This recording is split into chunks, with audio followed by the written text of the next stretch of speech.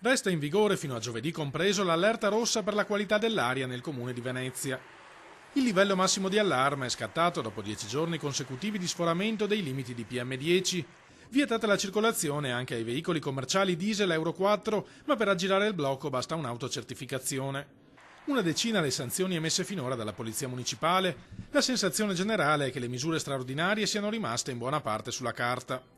Controlli o no, sostiene il PD veneziano, questi blocchi non hanno un grande impatto su una situazione di vera emergenza come quella di Mestre, la cui area, secondo i dati ARPAV, è la peggiore di tutto il Veneto. Nel caso del Comune di Venezia non c'è stata la volontà di prendere in mano questa situazione. Non è il primo anno che succede. Nel 2017 ci sono stati 60 sforamenti, nel 2018 60 sforamenti, quindi la situazione è cronica, continua in modo costante. O si prende in mano oppure la situazione non può risolversi da sola. Serve un piano straordinario contro l'inquinamento, invocano i democratici, va ripristinata la consulta per l'ambiente e vanno messe in campo da subito alcune misure, a partire dalla pulizia delle strade. Perché abbassa la presenza di PM10 nel polvere almeno per un periodo di 2 o 3 giorni. Se questa pulizia viene fatta costantemente, l'abbastimento è costante. Va poi potenziato il trasporto pubblico, sostiene il consigliere comunale Emanuele Rosteghin, in particolare nelle fasce dalle 7 alle 9 di mattina e dalle 5 alle 7 del pomeriggio. La gente deve essere sollecitata a utilizzare il mezzo pubblico, ma è evidente che se trova i mezzi pubblici stracolmi la mattina per andare a lavorare,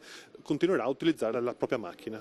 Preoccupanti i livelli di inquinamento anche nella città storica e in particolare nella zona di Rio Novo, che nel 2018 ha registrato una concentrazione media di biossido di azoto di 50 microgrammi per metro cubo, superiore del 25% al limite di legge e addirittura maggiore di quella rilevata lungo la tangenziale di Mestre. Questa amministrazione, per esempio, ha cancellato l'idea di fare l'interscambio merci al Tronchetto, che poteva essere una soluzione per ridurre proprio il moto ondoso e il traffico acqua e quindi anche l'inquinamento a Venezia.